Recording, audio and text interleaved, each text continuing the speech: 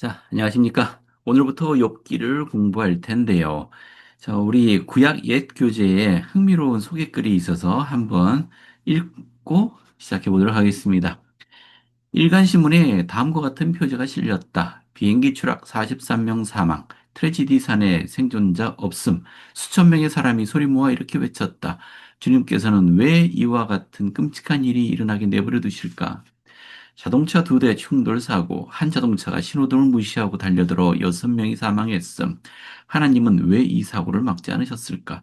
왜 젊은 어머니가 암으로 사망하여 8자녀가 고아가 되어야 하는가? 왜 하나님은 그녀를 고쳐주시지 않았는가? 한 어린아이는 물에 빠져 죽고 다른 아이는 차에 치였다. 왜 그랬을까? 어느 날 한 남자가 계단을 오르다가 갑자기 관상동맥 폐쇄로 사망했다. 그의 몸은 마루 위로 떨어졌다. 그의 아내는 고통스럽게 울부짖었다. 왜 주님께서는 제게 이런 일을 행하십니까? 아직 아버지가 필요한 어린 세 자녀를 생각하지 않으셨나요? 어떤 젊은이는 선교사로 나가서 죽었다. 사람들은 몹시 의아하게 생각했다. 주님께서는 왜 선교 사업을 하는 이 젊은이를 보호하지 않으셨을까? 왜 의로운 자, 하나님을 사랑하고 섬기는 자들이 고통을 당하게 되는가? 욥기 1장 8절에서 주님은 욥을 온전하고 정직한 자라고 하셨다.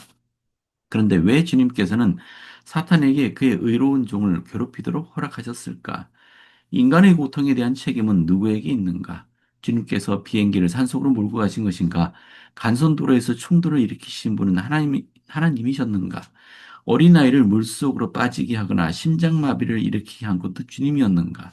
이러한 질문에 대해 킴볼 회장은 이렇게 말씀했다. 그 답을 알고 있는 사람이 있다면 말해보게 하자. 하나님께서 우리의 생에서 중대한 역할을 행하신다는 사실을 알고 있기는 하나, 주님께서 어떤 일을 얼마나 일어나게 하시며, 얼마나 단순히 허락하시는지는 알지 못한다. 이 질문에 대하여 어떤 대답이 나오든 내가 확실히 느끼고 있는 한 가지 사항이 있다. 주님께서는 이 비극을 막으실 수 있을까? 그것은 그렇다고 대답할 수 있다. 주님께서는 전능하신 분이며 우리의 삶을 다스릴 수 있는 능력을 가지셨으므로 행하고자 하시면 우리를 고통에서 건져주시며 모든 사고를 막아주시며 모든 비행기와 차를 운행하시며 우리를 먹여주시고 보호해주시고 우리를 일과 노력과 병과 죽음으로부터 구해주실 수 있다. 욥기는 바로 이러한 문제를 다루는 문학적으로 훌륭한 걸작품이다. 왜 의인이 고통을 당해야 하는가? 이 책으로부터 많은 교훈을 얻을 수 있다. 그러나 모든 것에 우선되는 한 가지 분명한 교훈은 욥이 자신의 고통을 끝냈을 때 주님께서 욥의 말년에 욥에게 처음보다 더 복을 주셨다는 점이다. 욥이 자신의 고통의 결과로 어떤 축복을 얻었는지에 관해서 여러분은 독서과제를 통해 읽을 수 있다. 어떤 면에서 그의 말년은 처음보다 나았는가? 자, 우리가 가지고 있는 모든 경전을 통틀어도요, 우리 한 개인이 어떤 고통을 겪을 때, 또 고난을 겪을 때, 그 원인이 무엇이고, 주님께서 어떤 목적 가지고 계셨는지에 대해서 명확하게 설명해 주는 글은 없습니다. 욥기도 마찬가지예요. 대체 하나님은 왜 욥에게 이런 고통을 겪게 하셨는지를 명확하게 알 수는 없습니다. 우리 인생도 마찬가지죠. 이걸 모두 다 온전히 이해할 수 있다면 우리 삶이 그렇게 힘들지 않을 겁니다. 자, 데일 G. 렐런드 장로님의 말씀인데요. 자, 욥기에서 선한 사람들에게 나쁜 일이 일어나는 점을 다루고 있는데요. 욥기에서도 그 이유에 대해서는 결코 답을 주지 않습니다. 욥은 하나님을 신뢰하고 자신의 명철을 의지하지 않는 것이 삶의 어려움을 대하는 방법임을 배웁니다. 이러한 가르침은 우리가 하나님께서 승리하시게 하는 삶을 살도록 격려하여 어려움이 닥쳐도 낙관적이고 희망적인 태도를 유지할 수 있게 도와줍니다. 지혜로우신 하나님께서는 우리가 필멸의 삶에서 겪는 경험에서 모든 것을 알지 못하는 것이 중요하다는 것을 아십니다. 그분을 신뢰하는 것에는 우리가 그분처럼 되기 위해 발전하도록 하는 무언가가 있습니다. 왜 우리가 이런 삶의 어려움을 겪는지 정확하게 말하지는 않지만은 우리가 고통 중에도 어떻게 이것에 대응해야 되는지, 우리가 어떤 방식으로 행동해야 되는지에 대해서는 명확하게 알 수 있는 이야기입니다. 일단 욥기에 대해서 몇 가지 논쟁들이 있어요. 첫째, 욥이란 사람이 실제 존재했던 사람이냐? 많은 학자들이 이거는 욥은 실제 인물이 아니고 그냥 문학 작품일 뿐이다. 욥기를 읽기 힘든 이유 중에 하나가 이 굉장히 43장에 걸친 긴 글인데요. 이게 시의 형태로 되어 있어서 그래요. 우리 구성을 잠깐 보면요. 자, 욥기가 머릿말, 시, 끝맺음 세 부분으로 나눠 있다라고 분석을 하는데요. 1장과 2장은 머릿말로 지금 이 무대, 지금 욥기의 이야기를 소개하는 사건들이 언급되어 있습니다. 그리고 3장부터 4장 6절까지는 히브리 서사시 형식으로 쓰여진 시 형식이랍니다. 시구예요. 그러니까 운율을 맞춘 시입니다. 단순히 정보를 저장한다든가 어떤 메시지를 전한다든가 뭐 이런 것보다는 문학 작품으로 보인다는 겁니다. 자, 마지막에 43장은 이야기 마무리가 되어 있죠. 그래서 욥이 주님으로부터 어떻게 축복을 받았는지에 대한 이야기를 하고 있습니다. 자, 그러니까 이렇게 문학의 형태로 되어 있기 때문에 이거는 욥이라는 사람이 실제였던 사람이 아니고 시적인 형태로 되어 있는 그런 소설이다라고 주장하는 학자들도 있습니다. 하지만 우리 경전을 읽다 보면은 욥이 실제 인물이라는 것을 추측할 수 있는 몇 가지 근거가 있는데요. 먼저 구약의 에스겔서에 보면은 노아, 다니엘, 욥 이 세 사람이 거기에 있을지라도 그들은 자기의 공의로 자기의 생명만 건지리라. 나 주 여호와의 말씀이니라. 자, 이 내용은 놔두고 노아, 다니엘, 욥 이 세 사람을 나란히 놨다는 얘기죠. 그러니까 최소한 에스겔은 욥이 실존 인물이라고 생각했다는 겁니다. 자, 신약의 야고보서. 이 야고보는 예수님의 동생이죠. 야고보서 5장에도 이렇게 얘기하고 있어요. 보라, 인내하는 자를 우리가 복되다 하나니 너희가 욥의 인내를 들었고 주께서 주신 결말을 보았거니와 주는 가장 자비하시고 긍휼히 여기시는 이시니라. 자, 야고보도 욥을 실제 인물인 것처럼 이야기하고 있습니다. 근데 우리가 생각하기에 가장 결정적인 건 교리화 생각이에요. 교리화 생각 121편은 선자 조셉이 그 리버티 감옥에 있을 때 고통에 가득 찬 간구를 주님께 드렸었죠. 그때 주님이 주시는 응답의 일부분입니다. 자, 주님은 이렇게 말씀하세요. 내 아들아, 내 영혼의 평안강이 있을지어다. 내 역경과 내 고난은 잠시뿐이니 그러고 나서 만일 내가 이를 잘 견디면 하나님이 너를 높이 들어 올리실 것이요. 너는 너의 모든 원수를 이기리라. 내 친구들은 내 곁에 서 있나니 그들은 따뜻한 마음과 정다운 손으로 또다시 너를 환호하며 맞이하리라.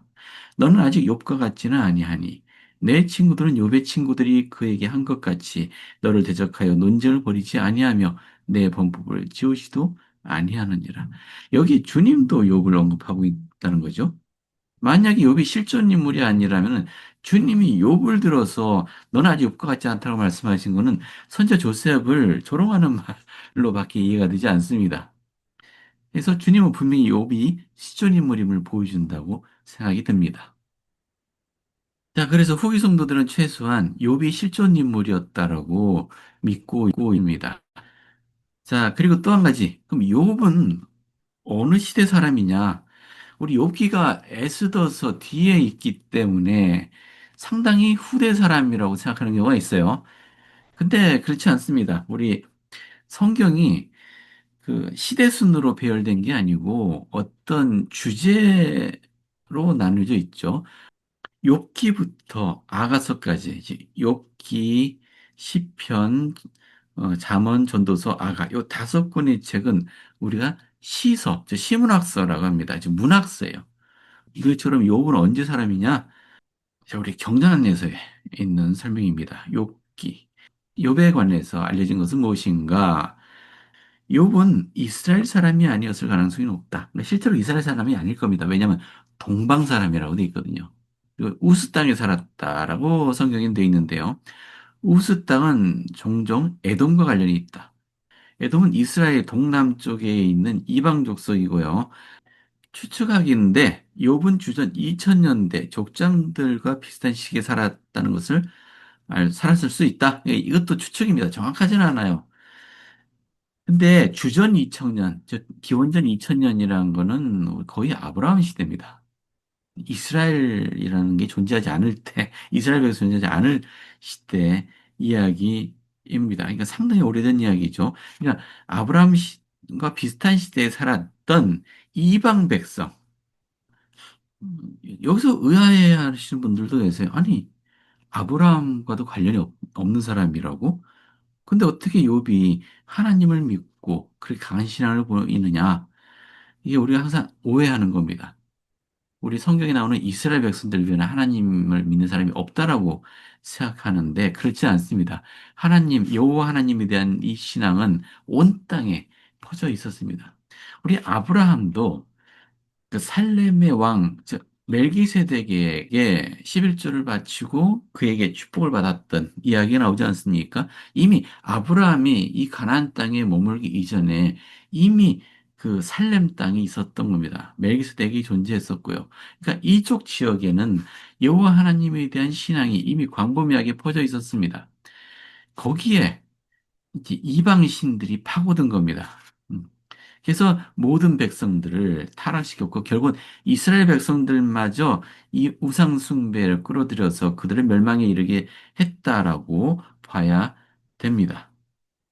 자, 이제 본문으로 들어가 볼까요? 자, 우스 땅에 여기 우스 그죠? 땅에 욥이라 불리는 사람이 있었는데 그 사람은 온전하고 정직하여 하나님을 경외하며 악에서 떠난 자더라. 그에게 아들 일곱과 딸 셋이 태어나니라. 그의 소유물은 양이 7,000마리요, 낙타가 3,000마리요, 소가 500결이요, 암나귀가 500마리며 종도 많이 있었으니 이 사람은 동방 사람 중에 가장 훌륭한 자라. 여기 동방 사람이라고 표현되어 있습니다. 그의 아들들이 자기 생일에 각각 자기 집에서 잔치를 베풀고 그의 누이 세 명도 청하여 함께 먹고 마시더라. 그러니까 욥의 자녀들도 굉장히 우애가 깊고 사이가 좋았다는 것을 볼 수 있습니다. 자, 부모 입장에서는 굉장히 기쁜 상황이죠. 욥은 온갖 면에서 재산도 많았고, 저 자녀들도 훌륭했고, 뭐 하나 부족함이 없는 그런 축복받은 삶을 살았던 걸 볼 수 있습니다. 자, 그들이 차례대로 잔치를 끝내면 욥이 그들을 불러다가 성결하게 하되 아침에 일어나서 그들의 명수대로 번제를 드렸더니 이는 욥이 말하기를 혹시 내 아들들이 죄를 범하여 마음으로 하나님을 욕되게 하였을까 함이라. 욥의 행위가 항상 이러하였더라. 깊은 신앙을 갖고 있었던 거죠. 그리고 이 번제를 드렸다. 이건 다른 말로 요즘 우리 표현을 하면 항상 회개의 기도. 그죠? 그들을 축복하고 권고했다. 뭐 이렇게도 이야기할 수 있겠습니다. 그래서 항상 영적으로 정결하게 하는데 마음을 썼다. 하루는 하나님의 아들들이 와서 여호와 앞에 섰고, 자, 여기서부터는 사실은 어떤 소설 같은 느낌이 듭니다. 6절. 하루는 하나님의 아들들이 와서 여호와 앞에 섰고 사탄도 그들 가운데 온지라 여호와께서 사탄에게 이르시되 내가 어디서 왔느냐 사탄이 여호와께 대답하여 이르되 땅을 두루 돌아 여기저기 다녀왔나이다. 여호와께서 사탄에게 이르시되 내가 내 종 욥을 주의하여 보았느냐 그와 같이 온전하고 정직하여 하나님을 경외하며 악에서 떠난 자는 세상에 없느니라. 자, 하나님께서 욥을 어떻게 평가하시는지 볼 수 있습니다.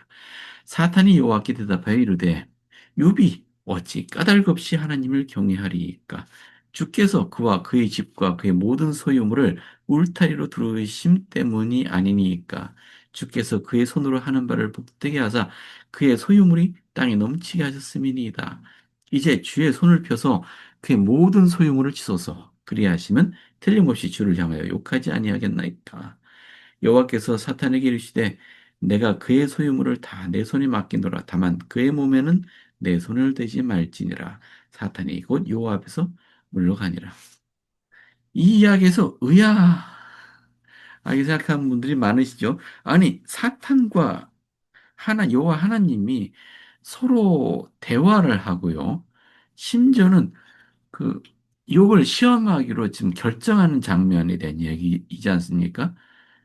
실제로 이런 일이 있느냐? 사탄이 여호와 하나님과 이런 식으로 대화를 하느냐? 글쎄요. 많은 사람들이 하늘과 사탄이 거주하는 바깥 어둠은 그 단단한 장벽이 있어서 사탄은 하나님의 영에 들어가지 못하는 그런 상상을 합니다만 글쎄요 그렇게 믿을 만한 어떤 근거가 있나요? 뭐 선제 말씀들이든지 아니면 경전상이든지 뭐 대화는 할 수 있다고 생각합니다. 뭐 사탄이 여호와 하나님을 찾아갈 수도 있겠죠. 여호와 하나님이 예수님이시잖아요. 근데 이런 식의 대화를 하겠느냐? 글쎄요. 자, 보시면은 여기서 언급된 대로 하나님은 과연 악마와 그의 영의 추종자들과 대화하였는가에 대하여 의문을 품는 사람들이 있다. 주님은 사탄과 협상하거나 그의 사악한 행위를 인정한 것이 아니다. 다만 사탄은 루시퍼가 지상에서 허용된 기간이 다할 때까지 인간을 괴롭히도록 주님의 허락을 받은 것이다. 그러니까 욥 한 사람에 대해서 주님과 사탄이 이렇게 대화를 해서 어떤 협상을 벌였다. 그런 의미가 아니고 그냥 일반적인 우리 인간들에 대한 사탄에게 어느 정도 범위까지 허용되는지 그것을 설명한 것이다. 자, 이건 분명하죠. 세상에 고통을 가져오고 시련을 주고 하는 것은 주님이 아닙니다. 그건 사탄의 행위입니다. 왜? 또 이렇게 얘기하고 있죠. 욥의 시련은 사탄이 하나님을 받아 욥에게 시련을 주었다라는 개념과 일치된다. 그렇죠? 그렇게 얘기하고 있죠. 인간에게 시련을 주는 것은 사탄이 하나님으로부터 허락받은 범위 내에서 하는 일입니다. 하나님과 사탄의 협상이 아니고요. 욥에 대한 주님의 목적과 사탄의 목적이 일치하기 때문입니다. 목적이 일치한다고요? 그게 무슨 말이냐? 자, 인간을 시험해야 한다는 목적에 대해서는 분명히 일치합니다. 하지만 주님이 목적과 사탄의 목적이 같으냐? 아니, 그건 아니죠. 그건 아닙니다. 어, 자, 사탄의 목적은 뭔가요? 사탄은 뭘 증명하고 싶어 하나요? 자, 이 말을 다시 보세요. 자, 주께서 그와 그의 집과, 이거 10절입니다. 주께서 그와 그의 집과 그의 모든 소유물을 울타리로 두르심 때문이 아니니까. 자, 9절에 욥이 어찌 까닭없이 하나님을 경외하리까. 사탄이, 즉 루시퍼가 인간을 보는 시각을 보여주고 있어요. 인간은 이유 없이 하나님에 순종하지 않는다. 이득이 없이는 행하지 않는다. 그러니까 충분한 이득을 주면 누구나 영생을 얻을 자격을 줄 수 있다라는 게 사탄의 주장이에요. 그리고 그것을 증명하고 싶어 합니다. 근데 하나님의 입장은 다르죠. 요비의 이런 사고 방식을 잘 따라가 보면은 그럼 인간들에게 선택 의지를 줄 필요가 굳이 있느냐? 전 인간들은 자신에게 이익이 되면 순종할 것이고 이익이 안 되면 불순종하는 존재다. 그죠?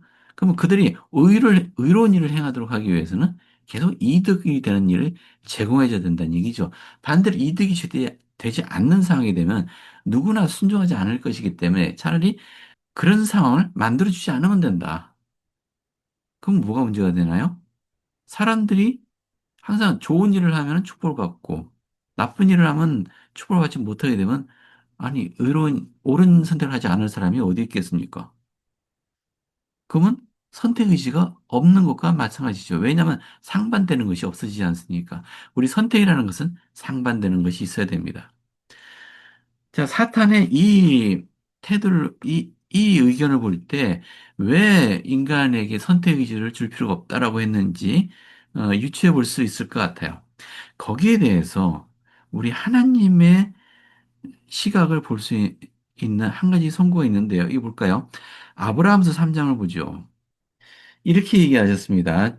하나님께서 그리고 이로써 우리는 그들을 시험하여 주 그들의 하나님이 명하는 것은 무엇인지 그들이 다 행하는지를 보리라. 여기 시험한다고 표현하셨죠. 근데 우리 영어로 된 문장을 보면은 여기 시험한다기보다는 프로브 증명한다라고 했습니다. 저는 이 성구를 이렇게 이해합니다. 이제 하나님께서는 우리 인간들을 믿고 계세요. 그들이 이익이 되지 않든 간에 의로운 것을 행하고자 하는 기본적인 소망이 있다. 그리고 그런 소망이 강한 자들은 설령 시련 속에서도 결코 의를 행하기를 포기하지 않는다. 그런 존재들이다. 사람들은 그런 존재들이라는 것을 하나님은 증명하고 싶어 한다. 이 지상 생활의 목적은 거기에 있다. 라고 저는 해석합니다. 즉, 하나님은 우리를 믿고 계시다. 어떤 상황에서도 영생을 얻을 자, 하나님을 선택할 자들은 어떤 상황에서도 하나님을 선택한다. 자, 이 사탄과 우리 여호와의 대화가 그걸 보지 않습니까?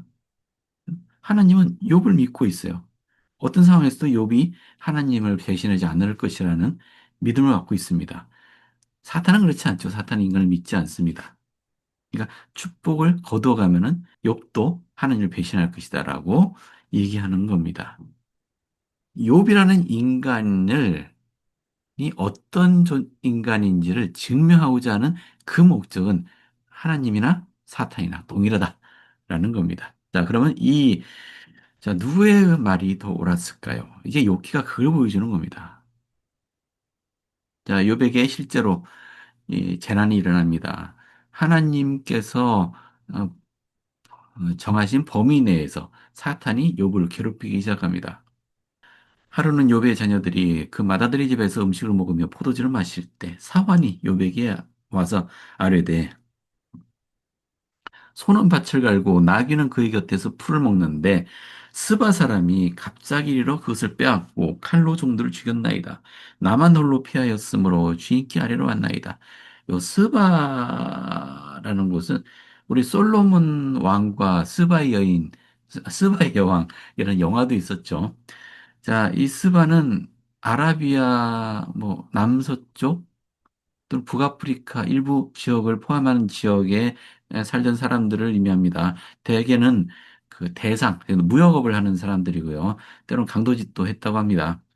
자, 이 스바 사람들이 소와 나귀 그리고 종들을 죽였습니다. 그를 돌보고 있던 종들을 죽였다. 나만 홀로 피하였으므로 주인께 왔나이다.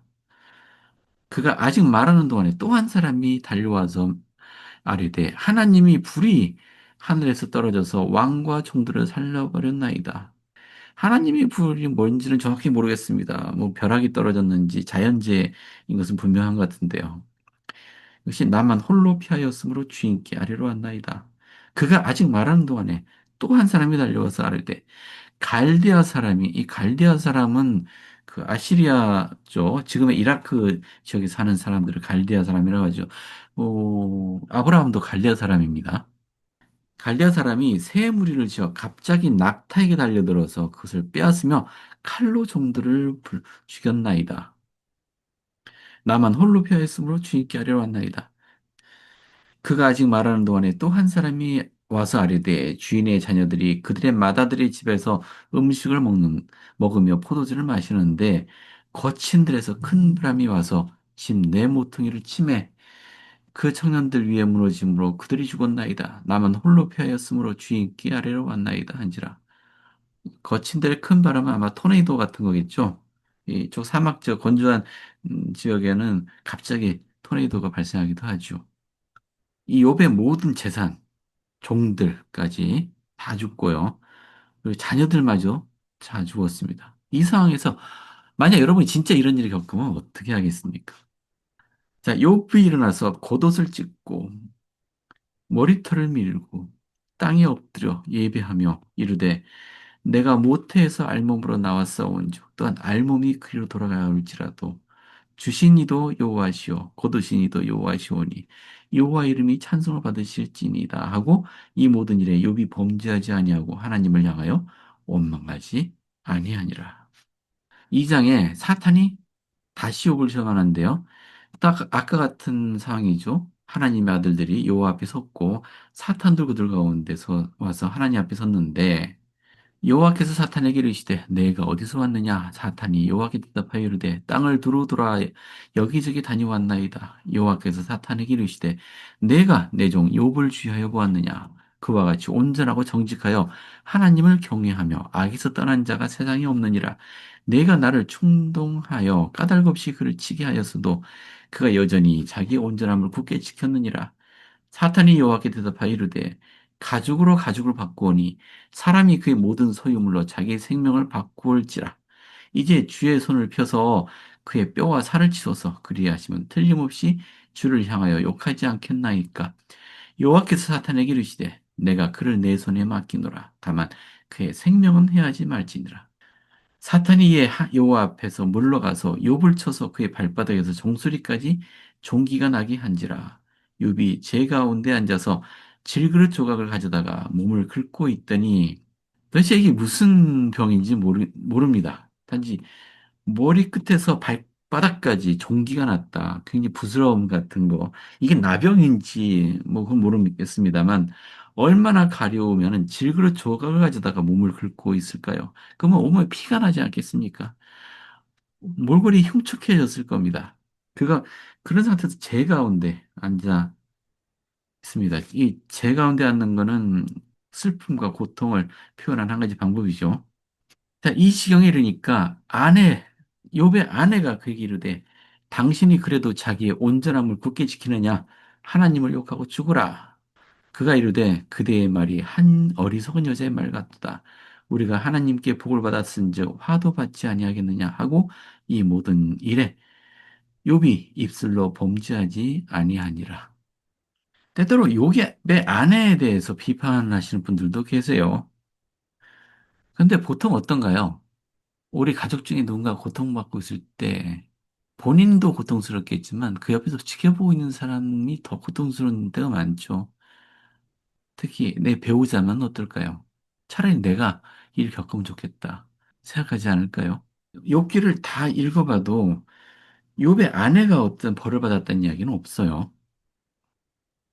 또 욥의 말도 그래요. 그대의 말이 한 어리석은 여자의 말 같도다.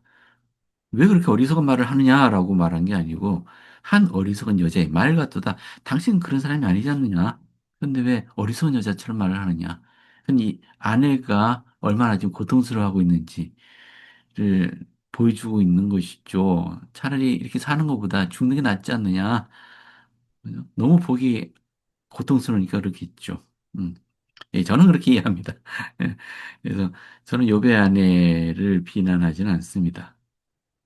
자, 이제 본론으로 가죠. 왜 하나님을 향해서 원망하지 않는 게 중요했을까요? 이게 왜 이 시험이 이런 식으로 표현이 됐을까요? 하나님을 원망하지 않는다고요? 아니, 원망할 수 있지 않나요? 갑자기 이런 일을 당하면 하나님께 섭섭해하지 않을까요? 왜 이러십니까? 하면서 원망할 거? 아니, 그렇게 크게 죄가 되나요? 이게 사탄이 바라는 바였을까요? 우리 이 의미를 좀 더 제대로 이해하고 싶어요. 이거 제가 이렇게 적어놨네요. 성경은 인간이 고난 중에 슬퍼하고 아파하는 감정은 자연스럽게 인정하지만 하나님의 선하심과 주권을 부정하며 원망하는 것은 경계합니다. 여기 원망하다는 말이 단순히 하나님 너무하십니다. 이런 선의 것이 아니라는 거죠. 자신이 겪는 고난을 슬퍼하고 그 감정을 토로하는 것은 그건 인간으로서 어쩔 수 없는 부분입니다. 하지만은 여기서 원망한다라는 것은 하나님을 부인한다라는 말과 같은 의미로 이해되고 있습니다. 하나님의 선하심, 하나님이 가지고 있는 그 하나님의 주권 이런 것들을 부정한다는 것을 의미합니다. 옷을 찢고 머리털 밀고 땅에 엎드려서 그리고 제 위에 앉아서 슬픔을 표현했습니다. 그죠? 그리고 하나님께 눈물로서 막 호소할 수도 있겠죠. 하지만 만약에 하나님의 선하심을 부인하면서 하나님이 이렇게 하시는 걸 보니 제가 하나님을 계속 의지해야 될지 모르겠습니다.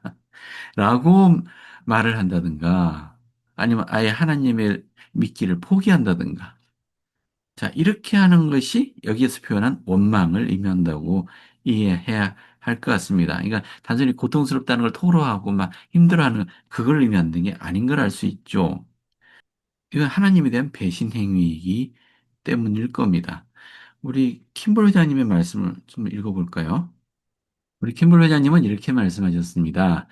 우리에게 시련을 주어 그것을 이겨나가게 하시고 책임을 주셔서 그것을 이행하게 하시며 일을 하게 해서 우리의 근육을 단련시키며 슬픔을 주셔서 우리의 영을 시험케 하는 데에는 현명한 목적이 있지 않을까.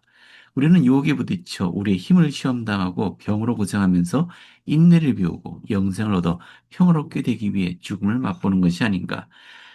만일 우리의 기도로 모든 환자가 다 낫고 의로운 자가 모두 안전하게 보호받으며 악한 자가 멸망하게 된다면 하나님 아버지의 계획은 수포로 돌아가며 복음의 기본 원리인 선택의지가 종말을 구하게 될 것이다. 그렇게 된다면 신앙으로 살아갈 사람은 세상에 아무도 없게 될 것이다.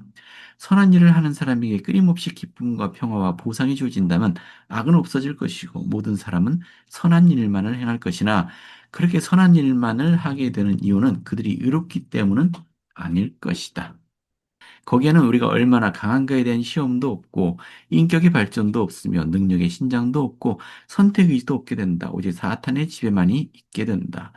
우리 이기적인 소망과 제한된 식견으로 간구하는 기도가 모두 즉시 응답을 받는다면 고통과 슬픔과 시리와 죽음까지도 없게 될 것이다.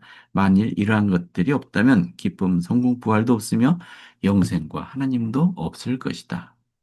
자, 오늘 여기까지 할 텐데요. 자, 오늘의 이야기의 초점은 자, 우리 의로운 사람도 시련을 겪는 이유가 무엇인지, 우리 지상에서 우리가 겪는 시련, 시험, 이런 것들이 목적이 무엇인지에 대해서 이야기해 보았습니다. 이것을 이해한다면 우리 삶의 시련은 필수적인 우리 삶의 부분임을 명확히 알 수 있습니다. 이 과정에서 어떤 역경을 겪더라도 오로지 의를 행하고자 하는 용기를 갖느냐, 아니면 모든 것을 포기하고 사탄의 유혹에 빠져드느냐. 자, 이것이 우리의 시험이 될 것 같습니다. 자, 내일 계속하겠습니다.